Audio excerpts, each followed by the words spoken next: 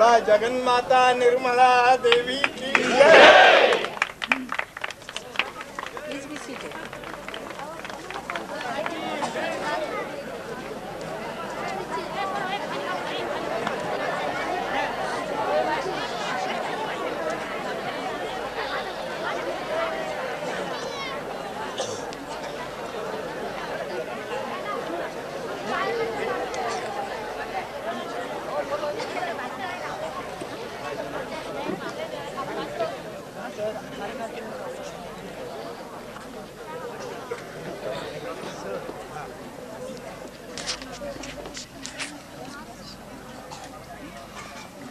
आधी हार घालायचा का तुम्हाला? आधी घाला आधी भाषण देते ते जसं म्हणाल आपण भाषण हां त्यांना हार बीर घालायचं. नाही प्रिन्सिपल बर्टी सर आपणाला लिहून हार घालतील ह्याच्याबद्दल मी आपणाला एक शब्द हो हो सांगतो ना. सांगा सांगा. चालेल. आता पाणी वगैरे कार्यक्रमाला सुरुवात व्हायच्या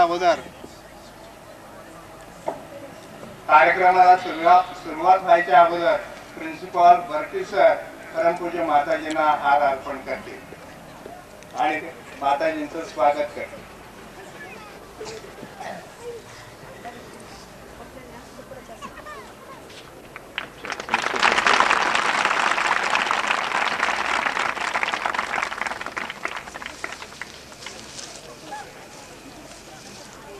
आता आपण बराच वेळ झाला परमपूज्य माताजींच्या दर्शनाकरता थांबलेला आहात आणि त्यांच्या प्रवचन ऐकण्याकरता आणि कुंडलिनी जागृती करता आपण आतुर आहात. तर आता काही वेळ न घेता विनामूल्य दिले माताजी. परमपूज्य माताजी आपणाला सर्व गोष्टी सांगतील.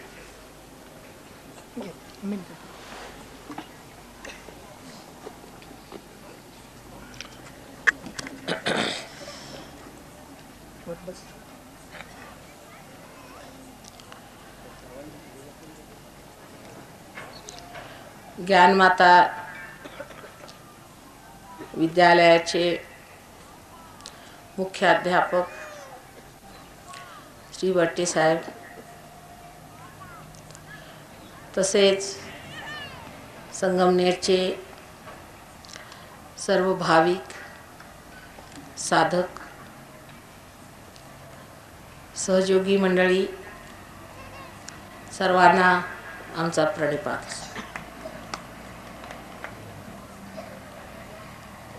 आज विशेष करून फार क्षमा याचना करायची की इतका उशीर झाला, पण आजच एक प्रश्न उभा झाला आणि मला अहमदनगरला पहिल्यांदा जावं लागलं, त्यामुळे इथे यायला इतका उशीर झाला. तरी सगळ्यांनी उदार हृदयाने मला क्षमा करावी. इतका वेळ आपण वाट बघत बसलात, त्यावरून हे निश्चित आहे की आपण भाविक मंडळी आहात आणि आपण साधक आहात, परमेश्वराच्या शोधात आहात.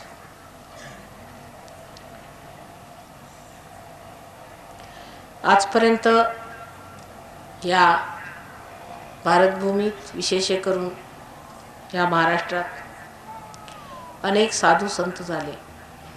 श्रीरामसुद्धा या पवित्र भूमीवर अनवाणी चालले आणि त्यांनी पुष्कळ मेहनत केलेली आहे. त्या मेहनतच्या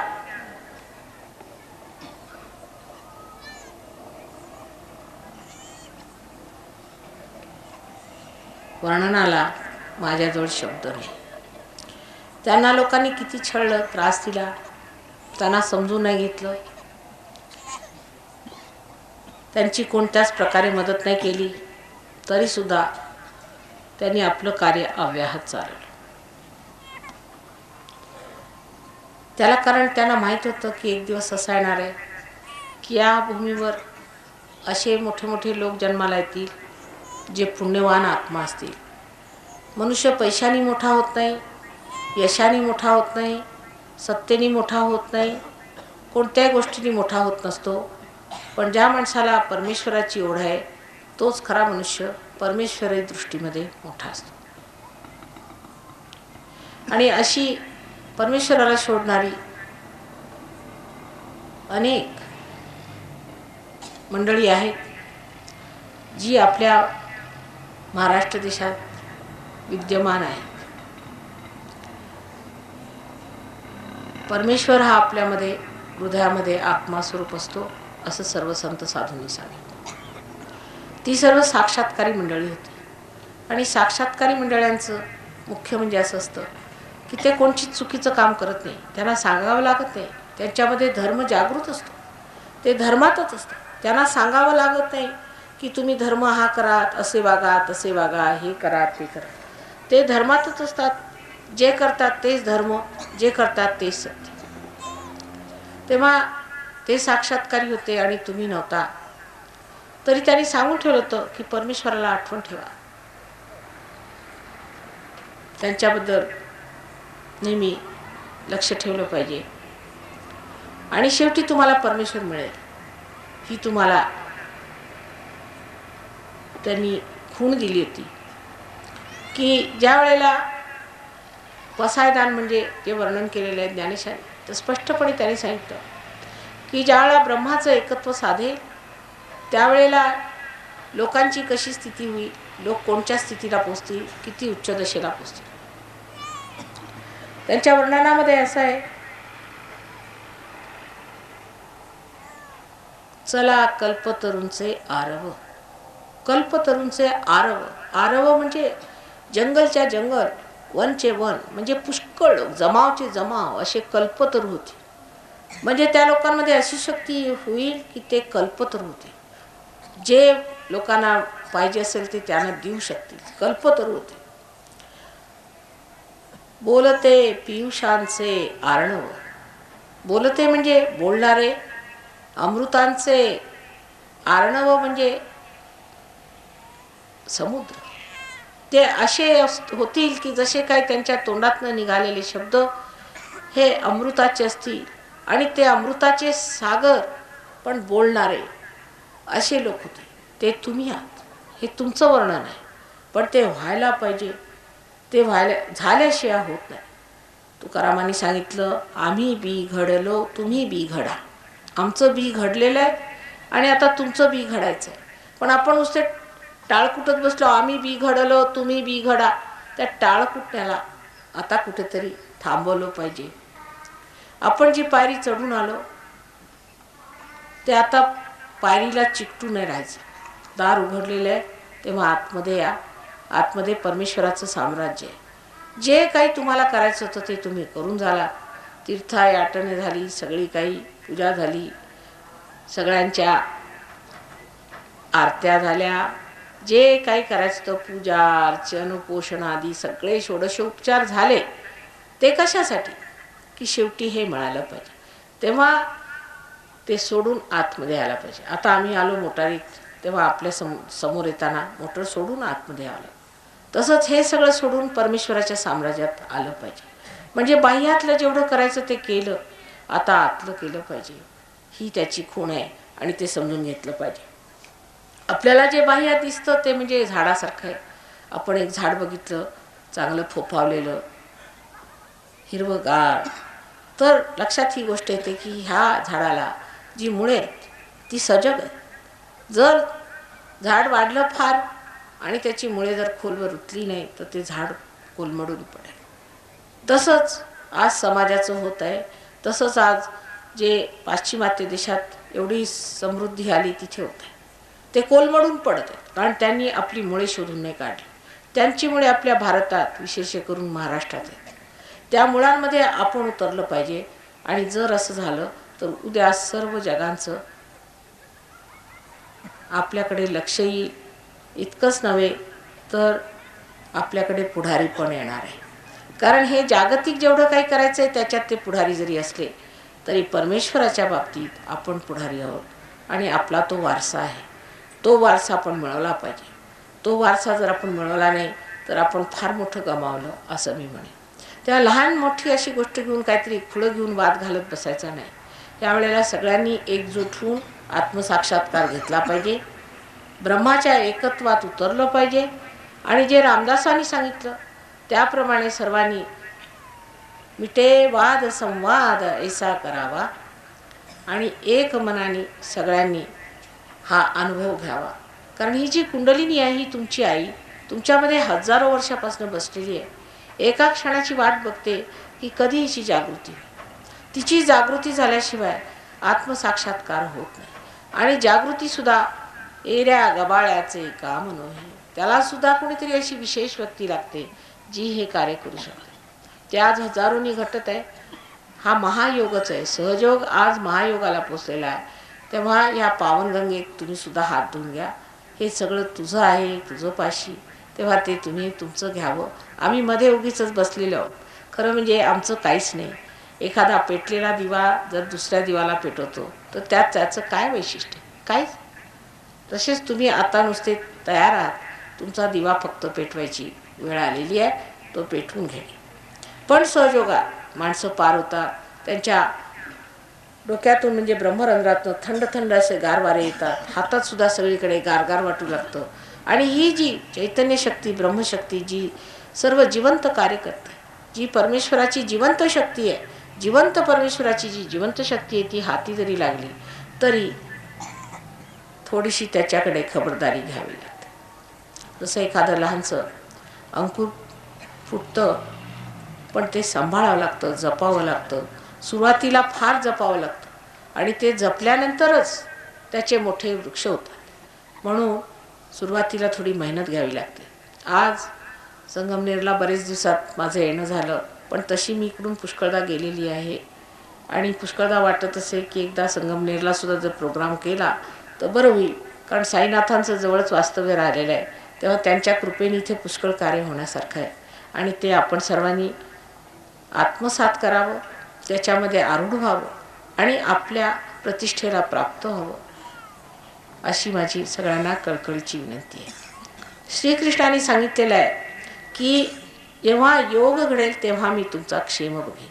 योग घडला पाहिजे. पुष्कळ लोक म्हणतात तुमच्या देशात एवढं देवाच्या गोष्टी करतात आणि एवढं देशामध्ये अक्षेम काय आहे, लोकांना क्षेम नाही, त्यांच्यात गरिबी दारिद्र्य दैन्य हे सगळं कशाला? कारण योग घडलेला नाही. आधी योगक्षेम वाहम्य. पण त्याच्यात एक आणखी नट आहे, नित्य अभियुक्ता. जे सातत्याने माझ्याशी चिकटून राहतील त्यांचंच मी योगक्षेम वहन करेन. नुसतं तोंडाने चरपट पंजरी करून होणार नाही. ते आतून घटित झालं पाहिजे आणि ते घटित झाल्यानंतर त्याचा प्रादुर्भाव झाल्यानंतर सातत्याने तो संबंध परमेश्वराशी घटित झालेला हा संबंध आपण जपून ठेवला पाहिजे. कुंडलिनीचं जागरण करणं सोपं आहे आणि विशेष करून ह्या भूमीत फार सोपं आहे. ते साध्य झालेलं आहे. पण त्याची जोपासना मात्र तुमच्यावर अवलंबून आहे. त्या बाबतीत लोक हलके पडतात. ह्याचं मला मोठं आश्चर्य वाटतं की जर त्यांना पारायण करायला सांगितले तर रोज सकाळी 4 वाजता आंघोळ करून पारायण करत बसतील. पण जर ध्यान करायला सांगितलं तर लोक ध्यान करत नाही. आणि ध्यानाशिवाय मनुष्यामध्ये गहराई येऊ शकत नाही. त्याच्यामध्ये ती गहनता येऊ शकत नाही ज्याची फार गरज आहे. गहन झाल्याशिवाय सातत्य राहणार नाही. तेव्हा तिकडे मात्र लोकांचं लक्ष नसतं आणि ते करत नाही. त्यामुळे सहयोगामध्ये लोक येतात, पार होतात, पण त्यांची वाढ खुंटते आणि जिथल्या तिथे राहून जातात. तसं करायला नको. तेव्हा आज असा निश्चय करायचा, जर माताजीने आम्हाला जागृती दिली तर आम्ही स्वतःला जोपासून पुढे वाढवून आणखी त्याचे वृक्ष तयार करू. म्हणजे पुढच्या वेळा माताजी येतील तर त्यांना असं दिसेल की आमच्या वृक्षाखाली हजारो लोक पावन झाले. पार झाल्यानंतर तुम्हीसुद्धा लोकांना पार करू शकता. इथे अशी मंडळी आहेत काही तुमच्याच गावच्या जवळची की ज्यांनी हजारो लोकांना पार केलेलं आहे. तेव्हा हे कार्य झालं पाहिजे. आताची जी नैतिक पातळी घसरलेली आहे, जगामध्ये जे सगळीकडे युद्ध पसरलेलं आहे, हे सगळं काही वरवरच्या बोलण्यानी आणि राजकारणाने बदलणार नाही. मानवाला बदललं पाहिजे आणि त्याला बदलण्याची विशेष वेळ आलेली आहे. ह्या वेळेबद्दल भृगुमुनींनी सुद्धा 14,000 वर्षापूर्वी लिहून ठेवलं होतं की 1970 साली असा सहयोग स्थापित होणार आहे आणि हे कार्य होणार आहे. तसंच एक विलियम ब्लेक म्हणून फार मोठा कवी 100 वर्षापूर्वी इंग्लंडमध्ये झाला. त्यांनी तर इत्थंभूत सगळं सांगितलेलं आहे की हे कसं होईल. आणखी त्यांनी इंग्लिशमध्ये आधी व्यवस्थित सगळं लिहून ठेवलेलं आहे की कशा प्रकारे घडणार आहे. तेव्हा ही घडण्याची वेळ आली आहे आणि ह्या काळेला तुम्ही समजलं पाहिजे की हा काळ काय आहे, आपण कुठे कोणत्या वेळेला जन्माला आलो, ही किती महत्त्वाची वेळ आहे आणि ही वेळ टाळली नाही पाहिजे. जेव्हा संत साधू आले तेव्हा तुम्ही त्यांना ओळखलं नाही, त्यांना जाणलं नाही. ते मेल्यावरती त्यांचे मोठमोठाले तुम्ही मंदिरं बांधली, घरं बांधली, त्यांच्या नावावरती पुष्कळ मोठमोठाल्या संस्था तुम्ही उत्पन्न केल्या, पण त्यांनी काय फायदा होणार. आज ह्या वेळेला वर्तमान काळामध्ये तुम्ही हे मिळवलं पाहिजे, त्यात वाढलं पाहिजे, ही मेहनत करायला पाहिजे. आम्ही तुमचे आई आहोत, तुम्हाला जे लागेल ते द्यायला तयार आहोत, जे म्हणाल ते करायला आम्ही तयार आहोत. मेहनतीला आम्ही भीत नाही, पण तुम्ही सुद्धा थोडंसं काहीतरी करायला पाहिजे. परमेश्वरांनी तुमच्यासाठी एवढं केलं आहे, तुम्ही सुद्धा काहीतरी परमेश्वरासाठी करायला पाहिजे, असं आई म्हणून मी तुम्हाला सांगते. मी तुमची कैवारी आहे, तुमच्यासाठी वाटेल ती मी करायला तयार आहे, मी म्हटलेलं आहे. पण तुम्ही सुद्धा थोडंसं शहाणपण दाखवायला पाहिजे. आणि ते जर शहाणपण आणि ती जरा मेहनत घेतली तर इथे ह्या संगमनेरमध्ये अनेक साधू संत उभे राहतील आणि फार मोठे मोठे जीव इथे निर्माण होते. तेव्हा अशी व्यवस्था सर्वांनी करावी. आणि आजपर्यंत जी काही तुम्ही तपस्या केलेली आहे त्याचं जे फळ आहे ते मात्र स्वतःला प्राप्त करून घ्यावं. ते तुमचं आहे. सहज म्हणजे सह म्हणजे तुमच्याबरोबर, आणि ज म्हणजे जन्मलेला, असा योगाचा जन्मसिद्ध हक्क तुम्ही स्वतःला मिळवून घ्या. बाकी वेळ फार झालेली आहे म्हणून मी तुमचा वेळ घेणार नाही, पण 1-2 प्रश्न असले तर विचारा तुम्ही. आणि प्रश्न विचारल्यानंतर आपण कुंडलिनी जागृतीचा कार्यक्रम करूया. इथे येऊन प्रश्न विचारा म्हणजे ऐकायला येईल मला.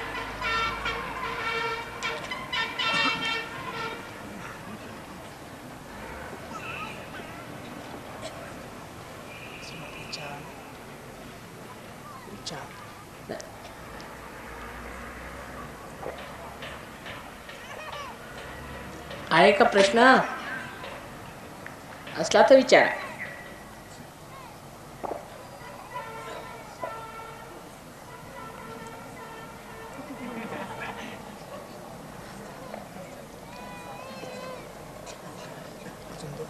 तर प्रश्न नसला तर मग तोच कार्यक्रम करूया ज्याच्यासाठी तुम्ही इतका वेळ थांबलेले आहेत.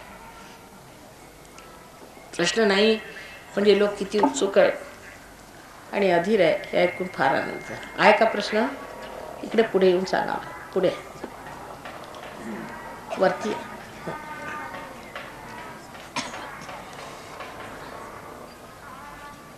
उपासना आणि कुंडली जागृती यातलं श्रेष्ठ काय आहे?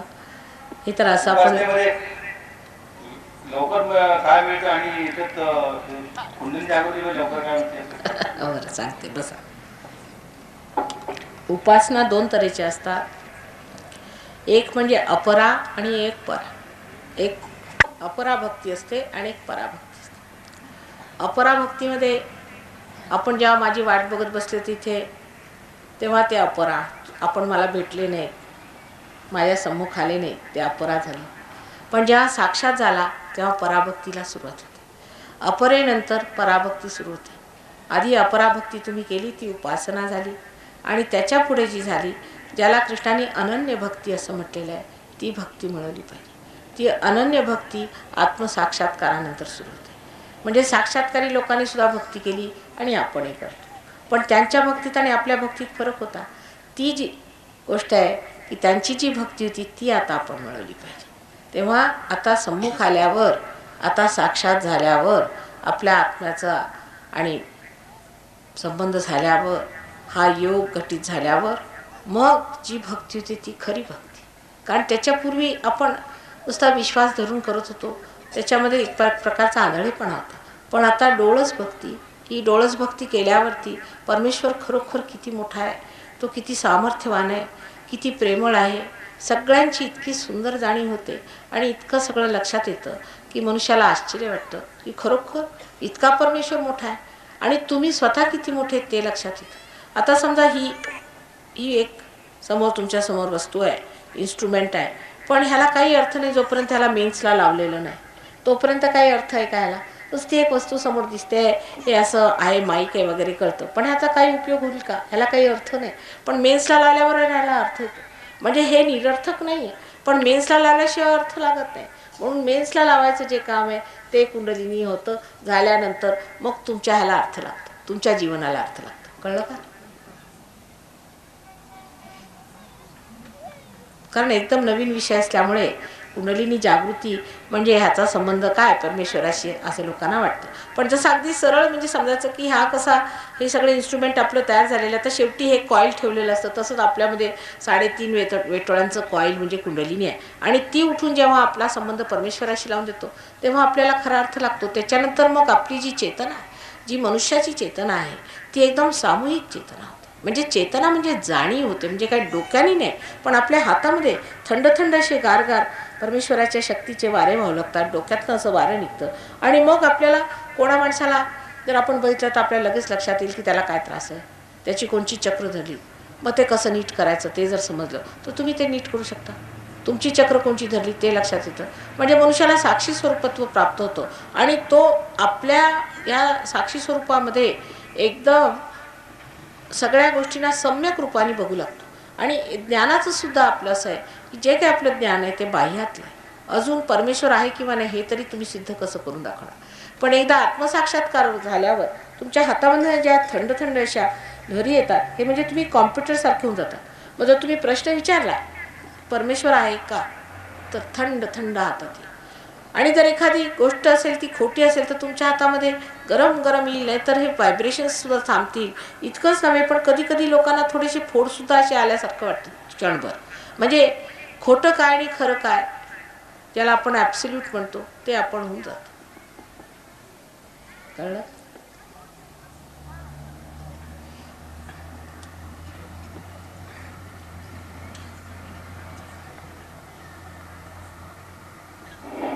देव नाही असं म्हणतात सगळ्यांना. तर मग या गोष्टी सगळ्या शास्त्रानुसार शिकवतात. तर या देवाच्या आकार कोणी निर्माण केलं? देवाला कोण निर्माण करणार, तर सर्वांचा निर्माण करणार आहे. आणि देवने असं म्हणणारे लोकसुद्धा आंधळे आहेत. त्यांचं काही आपण वाईट नाही वाटून घेतलं पाहिजे. देव आहेत म्हणणारे तेही तसेच वागतात, देव नाहीत म्हणणारे तसेच वागतात. तेव्हा कोणाचं आपण वाईट नाही वाटून घेतलं पाहिजे. कारण देवाला सिद्ध केल्याशिवाय सुद्धा लोक मानत नाहीत. म्हणून देवाला सिद्ध केलं पाहिजे. आणि देवाला निर्माण करणारा कोण आहे, जो सर्वांचा निर्माण करताय त्याला कोण निर्माण करणार.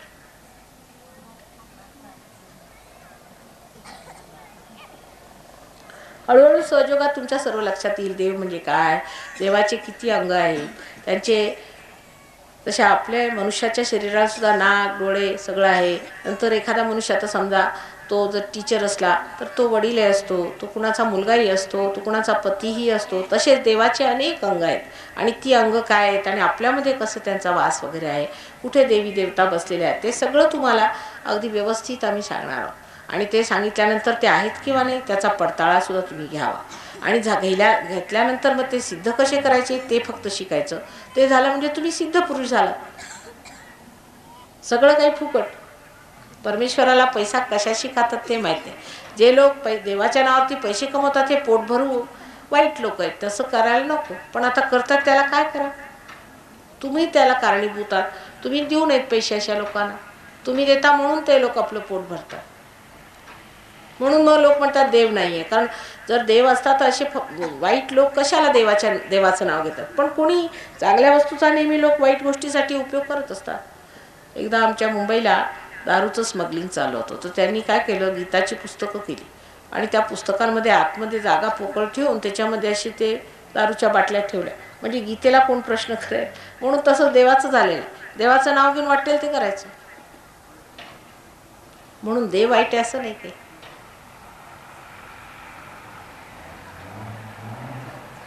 आता आणखी काय,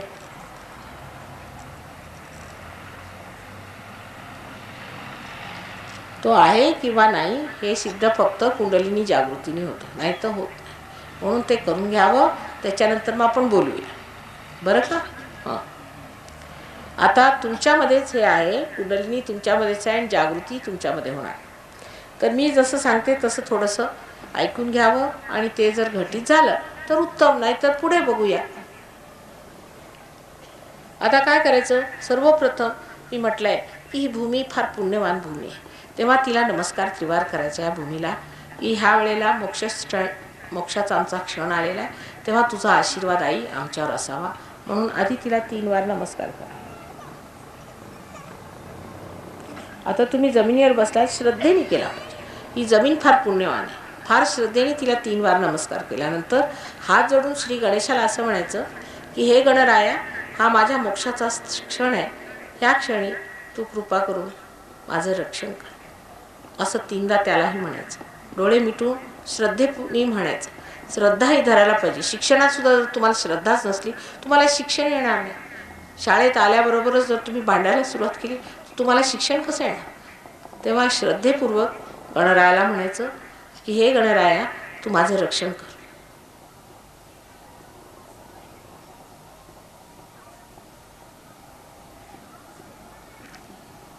अशी प्रार्थना झाल्यानंतर सगळ्यांनी डोक्याच्या टोप्या वगैरे काढून ठेवायच्या, कारण ब्रह्मरंध्र हे डोक्याच्या इथे आहे. दुसरं असं की आम्ही आई आहोत, तर आम्ही काय अंमलदार नाही आहोत, आमच्यासमोर टोप्या कशाला घ्यायच्या? आम्ही आपल्याच आहोत ना. आईजवळ आपण कसं खुलं बसतो, काही तिच्याशी आडपडदा नसतो, तसं अगदी खुलं बसायचं. विश्वास ठेवून आरामाने स्वतःवर विश्वास ठेवला पाहिजे की हे आम्हाला होईल, नक्की होईल, अशी आशा धरून बसायचं. आता चष्मेसुद्धा काढून ठेवले बरे, कारण यांनी डोळेसुद्धा बरे होतात. आणि दोन्ही हात माझ्याकडे असे ठेवायचे, मांडीवर आरामात, अगदी आरामात बसायचे आणि डोळे मिटून घ्यायचे. डोळे उघडू नका, डोळे अगदी उघडायचे नाहीत काय असलं तरी, आणि डोळे मिटून घ्या व्यवस्थित. मी जेव्हा म्हणेन तेव्हाच डोळे उघडायचे. फक्त एवढं केलं की झालं. मग मी सांगते पुढचं काय ते.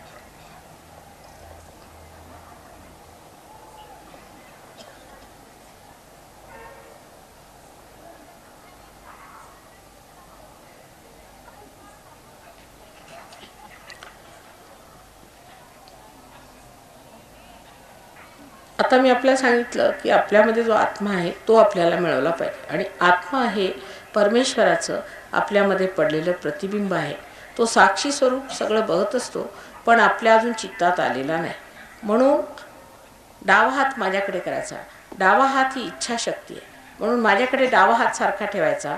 म्हणजे तुमच्यामध्ये इच्छा आहे की तुम्हाला आत्मज्ञान मिळालं पाहिजे. हा आपला वारसा आहे आणि तो मिळणार. तेव्हा त्याबद्दल शंका करायची नाही. फक्त डावा हात असा मांडीवर व्यवस्थित ठेवायचा आरामात, आणि उजवा हात त्याच्यामध्ये क्रियाशक्ती आहे, म्हणून तो उजवा हात हृदयावर ठेवायचा. Please keep your left hand towards me and right hand on your heart. कारण हृदयामध्ये आत्म्याचं स्वरूप आहे, म्हणून हृदयावर ठेवून मनापासून एक प्रश्न मला विचारायचा, जोरानीने हृदयातच विचारला तर बरं होईल, की श्री माताजी, मी आत्मा आहे का, असा प्रश्न विचारा. हा अगदी खरोखर म्हणजे ज्याला म्हणतात बुनियादी, अगदी फंडामेंटल असा प्रश्न आहे की मी आत्मा आहे का, असा 3दा प्रश्न विचारा. नम्रतेने विचारला पाहिजे.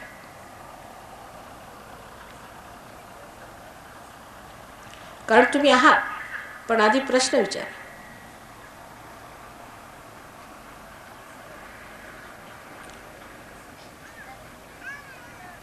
आता तुम्ही जर आत्मा आहात तर आत्मा तुमचा गुरु सुद्धा आहे. आणि म्हणून हा उजवा हात खाली पोटावर ठेवायचा, डावीकडे, सगळं काम डावीकडे.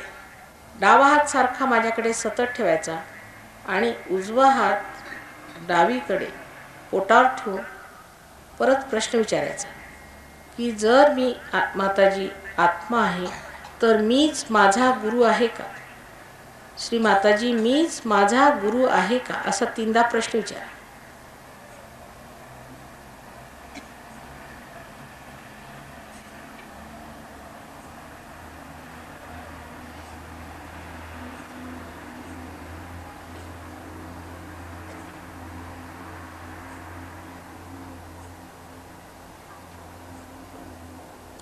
आता हे सर्व चक्रच आहे आणि ह्या चक्रांवर मी तुमचा हात ठेवून तुमच्याचकडनं तुमची कुंडलिनी उठवणार आहे. आता हा उजवा हात खाली ओटीपोटावर ठेवायचा. ह्या ओटीपोटामध्ये शुद्ध विद्या आहे. ज्या विद्येने आपण परमेश्वराला जाणतो, त्याचे कायदे कानून जाणतो, त्याच्या सर्व शक्त्यांना जाणतो, ही ती विद्या, तिला शुद्ध विद्या असं म्हणतात. म्हणून ह्या ठिकाणी उजवा हात धरायचा जोराने. आता एक गोष्ट आहे की तुम्ही मनुष्याला परमेश्वराने स्वतंत्र केलं, किंवा जर त्याला जर पूर्णपणे स्वतंत्र करायचं असलं तर त्याला पहिल्यांदा त्याची स्वतंत्रता वापरता आली पाहिजे. म्हणून परमेश्वराने तुम्हाला अगदी स्वतंत्र केलेलं होतं. तुम्ही चुका केल्या असतील किंवा ठीक केलं असेल, पुण्य केलं असेल, पाप केलं असेल, काही असेल तरी ह्या वेळेला ते विसरून जायचं. आणि ह्या वेळेला मात्र मी तुमच्या स्वतंत्रतेवर घाला घालू शकत नाही. तेव्हा तुम्हाला मागून घ्यावं लागेल आणि म्हणावं लागेल की माताजी मला तुम्ही शुद्ध विद्या द्या. असं म्हटल्याशिवाय मी जबरदस्ती करू शकत. तिथे माझी मर्यादा आहे. म्हणून आपण असं म्हणायला पाहिजे, माताजी कृपा करून मला तुम्ही शुद्ध विद्या द्या. असं 6दा म्हणा. ह्या चक्रामध्ये 6 पाकळ्या आहेत. म्हणून तुम्हाला म्हणायचं, माताजी मला तुम्ही शुद्ध विद्या द्या. कृपा करून तुम्ही मला शुद्ध विद्या द्या. Please put your hand on your stomach on the Swadhisthana and please ask for the शुद्ध विद्या.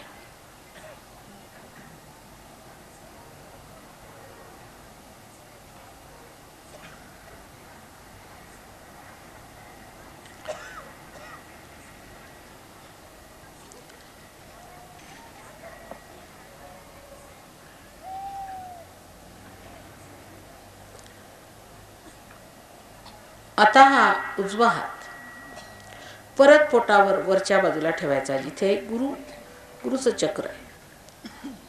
आता तुम्ही शुद्ध विद्या मागितल्यावर तुम्ही आता पूर्ण उत्साहाने आणि विश्वासाने असं म्हणायचं की श्री माताजी मीच माझा गुरु आहे, असं म्हणायचं पूर्ण विश्वासाने.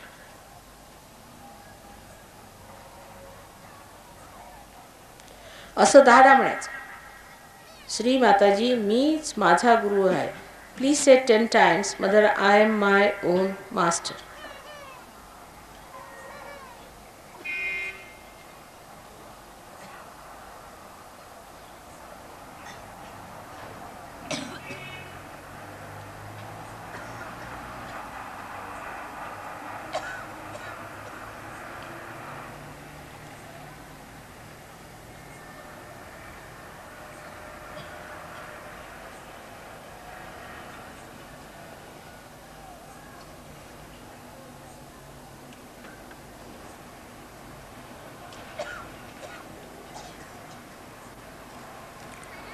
आता हा हात वरती परत हृदयावर ठेवायचा.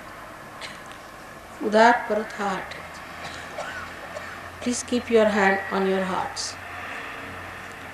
या ठिकाणी आता परत तुम्ही पूर्ण विश्वासाने म्हणायचं की मी माताजी मी आत्मा आहे. असा पूर्ण विश्वासाने म्हणायचं, माताजी मी आत्मा आहे. Please say here with full confidence, mother I am the spirit.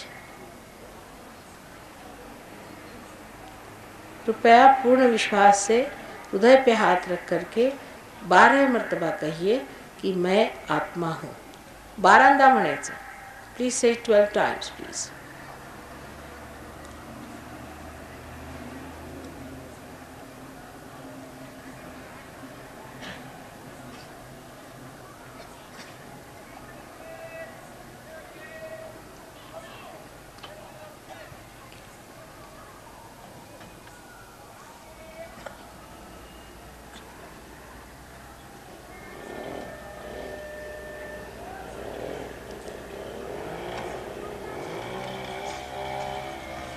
मी आत्मा आहे. माताजी मी आत्मा आहे, असं हृदयापासून म्हणायचं.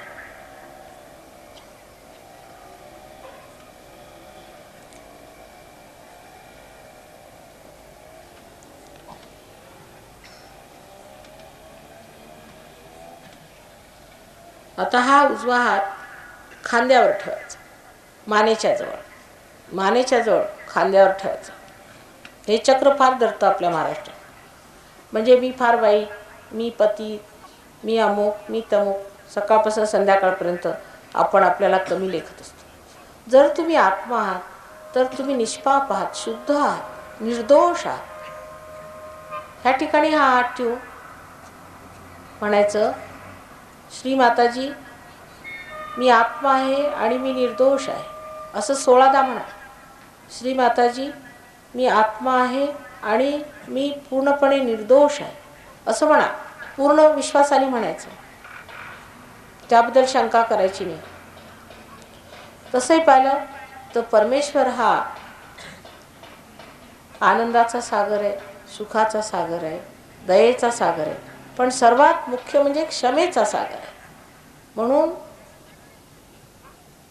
तुमची अशी कोणतीही चूक होऊ शकत नाही जी त्याच्या क्षमेच्या सागरामध्ये क्षमस्व होणार नाही.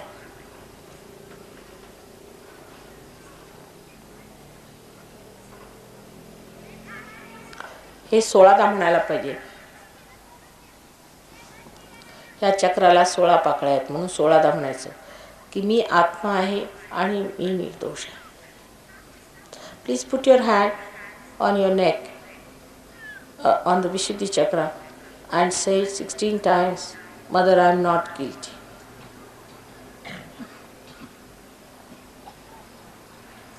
सोलह मर्तबा अपने गर्दन के पास हाथ रख करके आप कहिए कि माँ मैं निर्दोष हूँ. 16 मर्तबा कहिए.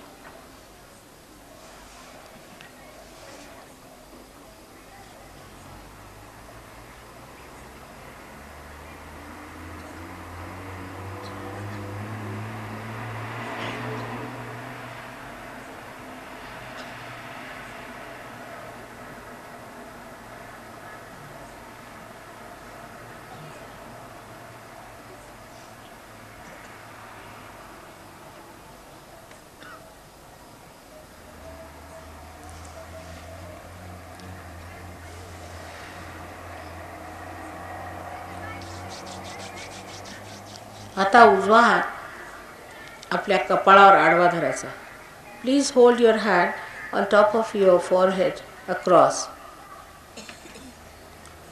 अपने माथे पर हाथ आड़ा रख लीजिए और कहिए, कृपा करून म्हणायचं इथे हे क्षमेचं स्थान आहे की श्रीमाताजी मी सर्वांना क्षमा केली, मी हृदयापासून सर्वांना क्षमा केली. कारण जर आपण दुसऱ्यांना क्षमा करू शकत नाही तर परमेश्वर सुद्धा आपल्याला क्षमा करणार नाही. म्हणून श्रीमाताजी मी सर्वांना क्षमा केली असं म्हणा. बघ फार हलकं वाटेल तुम्हाला. Please say mother I forgive everyone. सब यहाँ पर हाथ रखकर कहिए कि माँ मैंने सबको माफ़ कर दिया. ये बहुत आसान है कहना. हे म्हणणं फार सोपं आहे, कठीण नाही आहे. पुष्कळ लोक म्हणतात की आम्हाला नाही असं म्हणताय, आम्ही क्षमा नाही करू शकत. पण जर तुम्ही क्षमा नाही करत तर करता का? तुम्ही स्वतःला त्रास देऊन राहिले. ज्या माणसाला क्षमा नाही केली त्याला तर त्रास होत नाही ना. मग कशाला असं म्हणायचं नाही की माताजी मी सगळ्यांना क्षमा केली.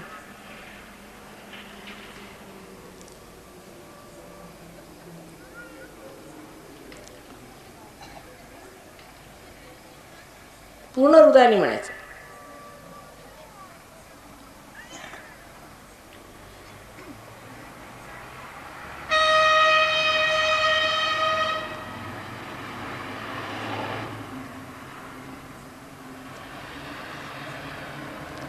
आता हा उजवा हात आपल्या टाळूवर ठेवायचा.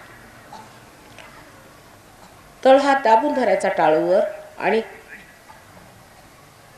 घड्याळाच्या काट्यासारखा फिरवायचा. दाबून धरायचा टाळूवर आणि घड्याळाच्या काट्यासारखा फिरवायचा. आपली जी टाळू आहे तेच ब्रह्मरंध्र आहे. त्याच्यातनं कुंडली निघाल्यावरच आपण सूक्ष्मतेला प्राप्त होतो. तेव्हा जरासं हळूहळू त्याला असं फिरवायचं. आता ह्या ठिकाणी परत आपली स्वतंत्रता आम्ही घेऊ शकत नाही. म्हणून आपण म्हणायला पाहिजे की माताजी मला आत्मसाक्षात्कार पाहिजे, मला तो आपण कृपा करून द्यावा. माताजी मला आपण कृपा करून आत्मसाक्षात्कार द्यावा असं साधदा म्हणायला पाहिजे. आणि हळूहळू तुम्ही हात असा फिरवा. At this point I cannot take your freedom, so you have to say mother please give me my self realisation. Try to press your hand on top of your fontanelle bone area and move it clockwise. अपने तालू भाग में अपना हाथ रख करके और ज़ोर से दबाकर उसे आप कांटे की घड़ी के कांटे जैसे घुमाइए और उस वक्त आप कहिए कि माँ मुझे आप आत्म साक्षात्कार दीजिए क्योंकि मैं आपकी स्वतंत्रता छीन नहीं सकती. आप खुद कहना पड़ेगा कि मुझे दीजिए. 7 मरतबा कहिएगा. Please say it 7 times.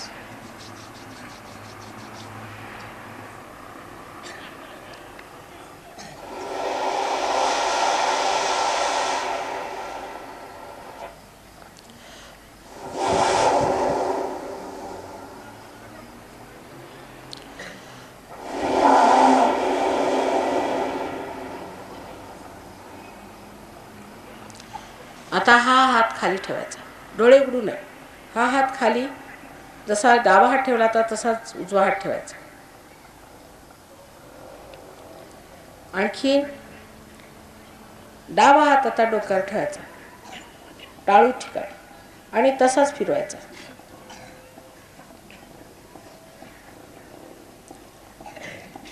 आता बघा की उजव्या हातामध्ये थंड येते का. Please put your right hand on your lap and left hand on your head and just try to press it the way you had done before and see if there is cool coming in your right hand.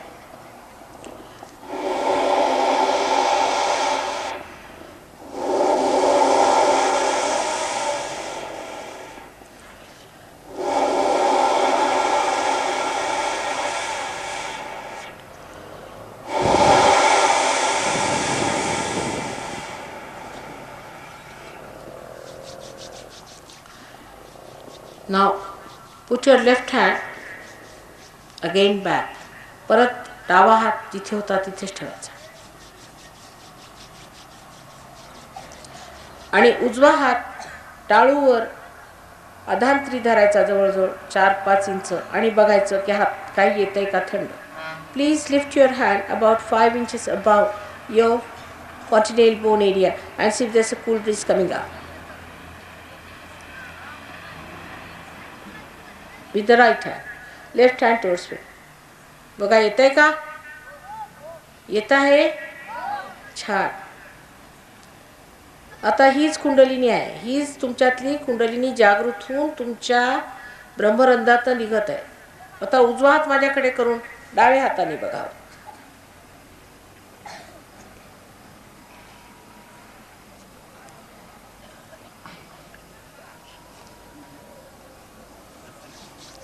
आता एक आणखी संतुलनासाठी करायला पाहिजे की सगळ्यांनी डोळे उघडायचे पण विचार नाही करताना ते केलं पाहिजे.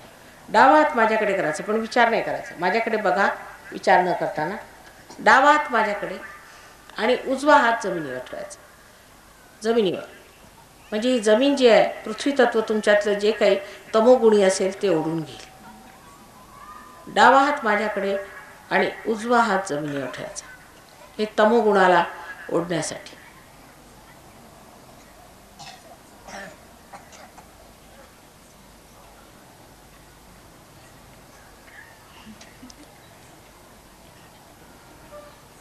आता उजवा हात माझ्याकडे, put your right hand towards me and left hand towards the sky. आणि डावा हात असा वरती आकाशाकडे मागे असा करायचा, असा समोर नाही, असा मागे. At the back, put your hand at the back. आता हे रजोगुणाला जे काही रजोगुणाचे दोष आहेत ते आकाश तत्वात घेण्यासाठी.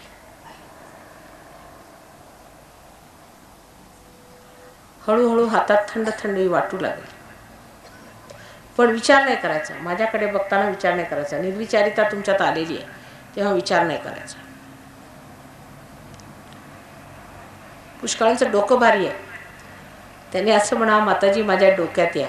कारण डोकं सुद्धा भारी अशाने होतं की थोडासा विश्वास पाहिजे ना माझ्याबद्दल तरी. तुम्ही एवढी मोठी गोष्ट मागायला आलात, जर समजा तुम्हाला तुमच्या प्रोफेसरमध्ये विश्वास नसला तर तुम्हाला कशी विद्या येणार. काही मला तुमच्याकडून नको आहे तेव्हा विश्वास करायला काही हरकत नाही. तर माताजी माझ्या डोक्यात आहे असं म्हणायचं म्हणजे डोकं हलकं होईल.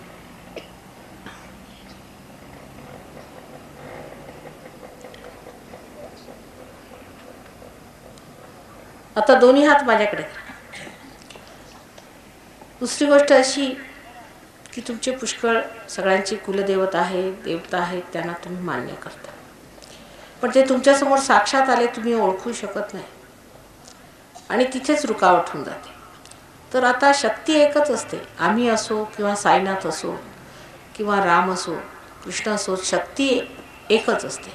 म्हणून प्रश्न असा विचारायचा की जी तुमची कुलदेवता असेल किंवा ज्याला मानत असेल, समजा दत्तात्रयाला म्हणतात किंवा कुणाला, तर असा प्रश्न विचारायचा मनामध्ये की श्री माताजी तुम्ही दत्तात्रय आहात का, किंवा श्री माताजी तुम्ही साक्षात भवानी आहात. कोणताही असला प्रश्न विचारा. जर खरी गोष्ट असेल तर तुमच्या हातामध्ये थंड थंड गारगार वारा आहे. सरळ विचारायचं मनामध्ये,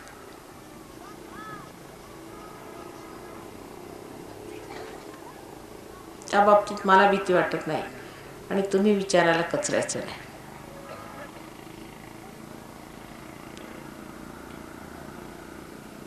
पुष्कळांचं आणि सुटे.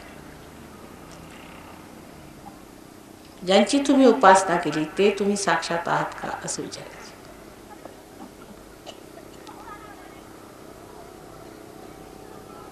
येत आहे का गार हातात? येत आहे का? बर. आता दोन्ही हात असे वर.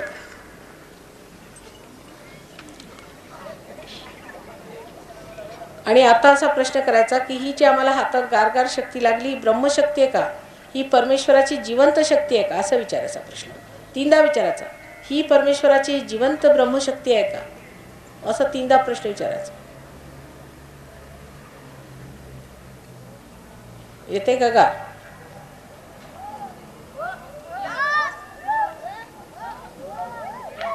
बरं बरं, ओरडायचं नाही, शांतपणे.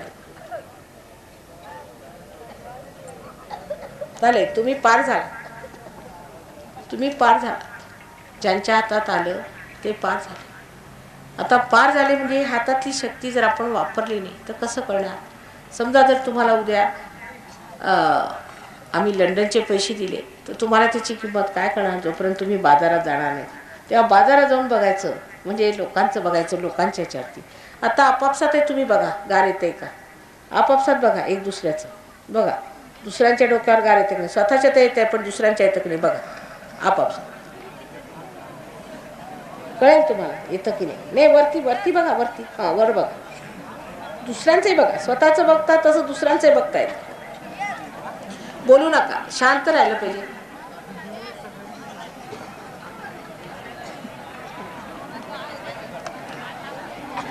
आता ही वापरायची कशी शक्ती ते शिकलं पाहिजे आणि ती कशी वापरायची त्याच्याजवळसाठी आमच्याजवळ पुस्तकं वगैरे आहेत, ती तुम्हाला पाठवू आम्ही. तसंच माझ्या फोटोमध्ये सुद्धा चैतन्याच्या लहरी आहेत. ही आश्चर्याची गोष्ट आहे की फोटोमध्ये सगळ्या चैतन्याच्या लहरी आलेल्या आहेत. तेव्हा तुम्हाला आम्ही फोटोसुद्धा देऊ आणि त्या फोटोचा उपयोग कसा करायचा ते तुम्ही जरा शिकून घेतलं पाहिजे. आणि त्या फोटोकडे ध्यान लावायच्या वेळेला असं, आता जसं तुम्ही डावा हात ठेवला आधी तसा डावा हात ठेवून जमिनीवर ठेवायचा, एक दिवा ठेवायचा. उजवा हात ठेवताना दिवा नको, त्यावेळेला पाणी ठेवायचं. जर तुमच्या डाव्या हातात जास्त येत असलं तर उजवा हात ठेवायचा. ज्या हातात येत नाही तो हात फोटोकडे करायचा. आणखी त्याच्यासमोर ज्या वेळेला तुम्ही आकाश तत्व लावाल तेव्हा दिवा ठेवायचा नाही, पण ज्या वेळेला पृथ्वी तत्वाची तुम्हाला मदत लागेल म्हणजे डाव्या हातात कमी येईल तेव्हा दिवा ठेवायचा. आणि ज्यावेळेला आकाश तत्वाचं असेल तेव्हा पाणी पायाखाली ठेवून त्याच्यात थोडंसं मीठ घालून 5 मिनटं बसलं की एकदम स्वच्छ वाटेल झोपायच्या आधी. तर आपण कोण आहोत ते पाहिलं पाहिजे. आपण रजोगुणी आहोत की तमोगुणी आहोत. जर आपल्या हातामध्ये डाव्या हातात येत नसलं तर आपण तमोगुणी आहोत आणि जर उजव्या हातात येत नसलं तर आपण रजोगुणी आहोत असं धरलं पाहिजे. आणि तसाच आपलं जो हात आपला ज्याच्यात येत नाही तो हात फोटोकडे करायचा.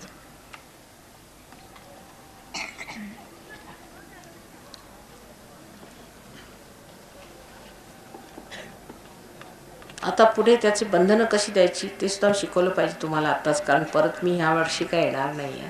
तर फार सोपं काम आहे की स्वतःला बंधन कसं द्यायचं आणि कुंडलिनी जागृत कशी करायची स्वतःची. आता तुमची जी कुंडलिनी आहे ती आता वर आली पण परत ती खाली पडण्याची संभावना असते. कारण जर तुमच्यात दोष असले, तुम्हाला काय आजार असला काय असला तर तिथे कुंडलिनी परत जाते आणि तिथे ती बघते. कारण ती तुमची आई आहे ना, तर ती सगळं ठीक करायच्या मागे असते, तर तेव्हा तिची मदत केली पाहिजे.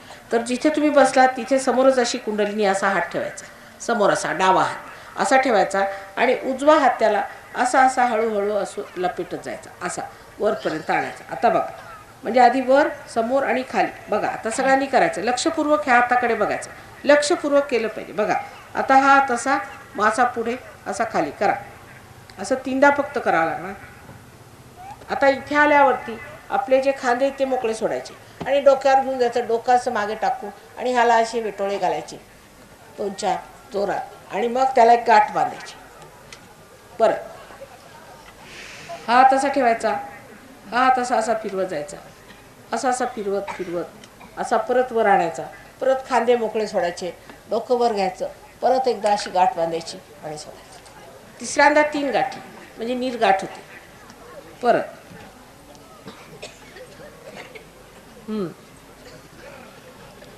परत मागे असा खांदा सोडून 1 गाठ, परत वेटोळे घालायचे, 2 गाठ, परत वेटोळे घालायचे, 3 गाठ.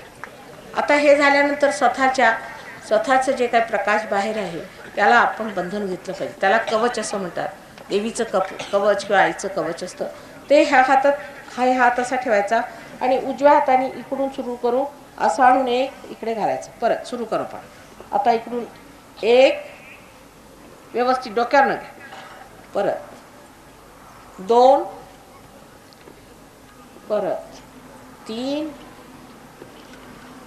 परत 4 डोक्यावर, परत 5, परत 6 आणि शेवटलं ते 7 चक्रांना आपण हे दिलेलं आहे. आता बघा हातात जास्त येईल तुमच्या. आता बघा हात अशी ठेवा. हातात बघा आता येतं का. हात बांधून नाही ठेवायचे. आता यावेळेला द्यायची वेळ आहे. येत आहे. बंधनं घेतली का तुम्ही. म्हणजे बाहेरची कोणतीही वाईट शक्ती तुम्हाला नाश करू शकत नाही. याचा अर्थ असा तुम्ही स्वतःच्याच हाताने स्वतःलाच बंधनं घेतलेली आहेत.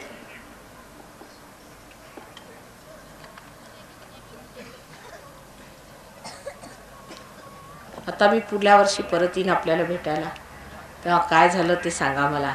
परत इथे काही मंडळी आहेत ती आपल्याला भेटतील. इथे आहे का सेंटर सुरू करायचं. कुठे. एक गायत्री मंदिर आहे. गायत्री मंदिर आहे. एक गायत्री मंदिर कोणत्या वेळेला. रविवारी संध्याकाळी 6:30 वाजता. रविवारी संध्याकाळी 6:30 वाजता गायत्री मंदिरमध्ये. गायत्री मंदिर शेजारी. गायत्री मंदिरा शेजारी सेंटर सुरू होणार आहे. सुतार गल्ली. सुतारकर म्हणून आहे. सुतार गल्ली. सुतार गल्लीमध्ये तिथे त्यांच्याकडे त्यांनी विनामूल्य हॉल दिलेला आहे आणि त्यांच्याकडे ह्याचं सेंटर सुरू होणार. आता सांगायचं म्हणजे की सहयोगामध्ये तुम्हाला सेंटरमध्ये यावं लागतं. दुसरं एक मात्र साखर फॅक्टरीवर. साखर फॅक्टरीवर शाळेमध्ये. साखर अमृतनगर साखर कारखाना. अमृतनगर साखर कारखाना मुलांच्या शाळेमध्ये गुरुवारी संध्याकाळी 6:30 वाजता. अमृतनगर साखर कारखाना गुरुवारी संध्याकाळी 6:30 वाजता. तिथे सुद्धा त्याचं मुलांच्या शाळेमध्ये केंद्र सुरू केलेलं आहे. तेव्हा आपण तिथे येऊ शकता. आता केंद्रात हे आलंच पाहिजे. जर तुम्ही म्हणा आता जे मी फोटो नेला घरी ध्यान करतो वगैरे तसं चालत नाही. कारण सहयोग आज सामूहिक झालेला आहे. म्हणजे तुम्ही परमेश्वराचे अंग प्रत्यंग आहात आणि ते अंग प्रत्यंग जागृत झाले आहेत आणि त्यांनी सर्व आपापसात भेटीगाठी केल्याच पाहिजे. म्हणजे तर जर भेटीगाठी झाल्या नाही तर कार्य पुढे होत नाही, प्रगती होत नाही. त्याला एक मी साधारण घरातलं हे सांगते की आपल्याकडे आपण ताक घुसळून घेतो आणि त्याच्यातलं जो लोणी मिळतो त्याच्यात थोडासा लोण्याचा असा आपण तुकडा घालतो किंवा लोणी असा गोळा घालतो. त्या गोळ्याला मग लोणी चिकटत जातं. ते चिकटता जेवढं चिकटलं तेवढं आपण उचलून घेतो आणि बाकीचं जे काही असेल लहान लहान कण इकडे तिकडे ते आपण फेकून टाकतो. त्याला आपण लोणी मानत नाही. तसंच आहे. जी मंडळी चिकटून सगळ्यांना एकमेकाला दुसऱ्याला धरून चालली त्यांचीच खूप छान प्रगती होती. पण जी मंडळी अशी चालत नाहीत, आपल्या घरी आमचा फोटो नेतील, ठेवतील, पूजा करतील, त्यांची प्रगती फार हलकी होते. म्हणून कृपा करून हे केंद्र सगळं अगदी फ्री आहे. तुम्हाला काही आजार असले, त्रास असले, प्रश्न असले, काही असलं तरी त्या केंद्रावर तुम्ही जाऊन विचारावं. तिथे तुम्हाला आमचे फोटो नंतर त्याच्याशिवाय इतर पुस्तकं वगैरे सगळं काही मिळेल. तेव्हा तुम्ही कृपा करून तिथे जावं. तसंच तुम्हाला काही आजार वगैरे असले तर आम्ही ज्याला आपण व्हायब्रेटेड साखर म्हणतो किंवा काही आता पुष्कळांना लिव्हरचे फार त्रास आहेत तिकडे मी बघितलं. त्याच्या इलाजासाठी कशाहीसाठी तुम्ही जावं, आपली चक्र तपासून घ्यावी, कसं ठीक करायचं ते शिकावं. सगळं ज्ञान त्या सेंटरवर तुम्हाला मिळणार आहे. आज जर पार झाले याचा अर्थ असा नाही की सगळं झालं. आणखी जे लोक झाले नाहीत त्यांनी सुद्धा सेंटरवर जाऊन हे कार्य करून घ्या. पुढे कोणाला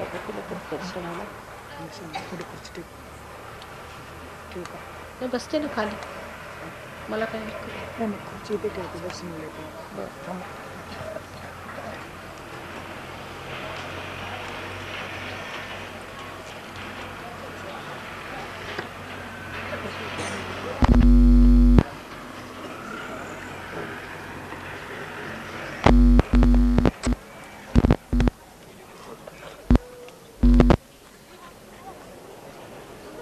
ज्यांना दर्शनाचा लाभ घ्यायचा असेल त्यांनी मागण्या कराव्या, एकेकीने घ्यावं.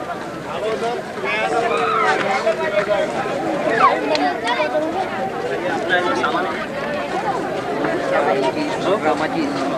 हे नको कृपा करून लाईन करावे.